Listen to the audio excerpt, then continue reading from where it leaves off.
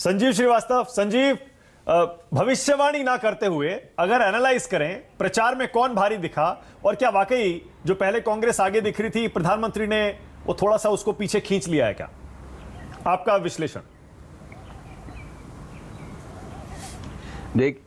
देखिए अभी संजय जी ने जिस तरह से शुरू किया मैं तो बिल्कुल उसमें आ गया था कि अब हम सब बोलेंगे क्या जब कुछ भविष्यवाणी कर ही नहीं सकते, कुछ बात कर ही नहीं सकते। लेकिन इन्होंने खुद ही वो डिस्क्लेमर लगा के अपना पूरा विश्लेषण कर दिया। सो थैंक यू संजय कि आपने हमारे लिए भी राह खोली कि भी बोल तो सकते हैं। तो कुल मिला के बात ये देखिए, मैंने आपके पिछले हफ्ते भी शो में कहा था कि ये अगर हम पहले वहां की अरिथमेटिक की बात करें तो अरिथमेटिक में 36% वोट बीजेपी का था, 38% वोट कांग्रेस का था 2018 के इलेक्शन में।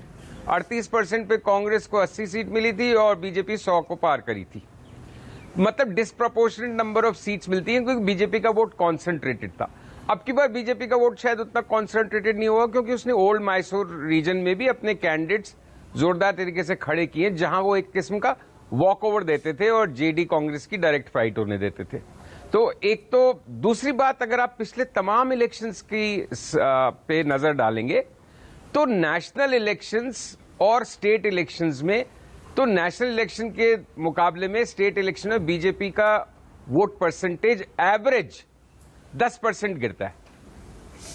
तो एक वो बात इसलिए मैं कह रहा हूं कि प्रधानमंत्री का बिल्कुल एक करिश्मा है, जलवा है, वो सीटें और वोट्स पे असर डालते हैं। बट ये भी ध्यान रखें कि वो नेशनल इलेक्शंस में ज्यादा डालते हैं, असेंबली में उसके मुकाबले 10% उनकी इफेक्टिविटी या एफिकेसी कम हो जाती है। तो अब की बार अगर 36% से, और जहां जहां इलेक्शंस हुए हैं, लास्ट टाइम मुझे किसी ने करेक्ट किया था जिसपे मैं करेक्टेड हूं कि हाँ गुजरात में ऐसा नहीं हुआ था, लेकिन यूपी में भी सरकार बनी लेकिन थोड़ा वोट परसेंट कम हुआ था। तो उसी अनुपात में जिस तरह से कर्नाटक का माहौल है, अगर वोट परसेंटेज बीजेपी का कम होता है, अगर एंटी इनकम्बेंसी रहती है, तो एक आध वोट परसेंट गिरने से ही खेल बिल्कुल अलग हो जाता है। और ऐसा माहौल में एक हफ्ते पिछले था, मतलब कौन सी तारीख से, करीब 25 तारीख से 30 तारीख तक, तो अप्रैल में, तो ऐसा कहीं नहीं लगा कि कोई वेव चल रही है बीजेपी की प्रो इनकम्बेंसी की और एंटी इनकम्बेंसी नहीं है। अगेंस्ट में ही वेव नहीं थी लेकिन प्रो में भी वेव नहीं थी। तो बढ़ेगा कैसे मत प्रतिशत, तो उसी आधार पे ये पहुंचा हूं इस कुल मिला के इस नतीजे पे कि कांग्रेस को एज है।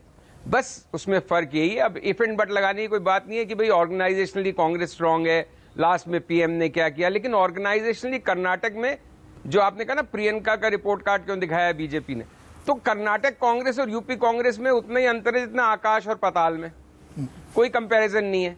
कर्नाटक में कांग्रेस जिंदा है, बाकायदा जीवंत है, धड़ल्ले से चुनाव लड़ रही है और मजबूत नेता है, मजबूत स्थानीय कद्दावर नेता है। तो अब कांग्रेस के वो दिन नहीं है कि आला कमान आके चुनाव जितवा जाएगा। अब आला कमान एक सप्लीमेंट्री रोल प्ले कर सकता है अगर जमीन अच्छी है, मजबूत है, रीजनल पार्टी की तरह से रीजनल लीडर स्ट्रांग है, ऑर्गेनाइजेशन जमीन पे स्ट्रांग है जैसे कर्नाटक में है, तो प्रियंका राहुल का भी कुछ असर पड़ेगा। जहां वो सारी चीजें गायब है, रीजनल लीडरशिप, जमीन पे ऑर्गेनाइजेशन, तो प्रियंका राहुल कोई भी कुछ नहीं कर सकता। तो ये कांग्रेस, जो यूपी की बात का भी मैंने लगे हाथों उत्तर दे दिया, बट बीजेपी का तो ऑर्गेनाइजेशनल स्ट्रक्चर बहुत स्ट्रांग है, इसलिए वो कड़ी फाइट दे रही है और हारेगी भी तो अंतिम समय तक ऐसा लगेगा कि फाइट में है। लेकिन definitely to sum up the your question, Congress को डिसाइडेड एज दिख रही है मुझे। Okay, all right.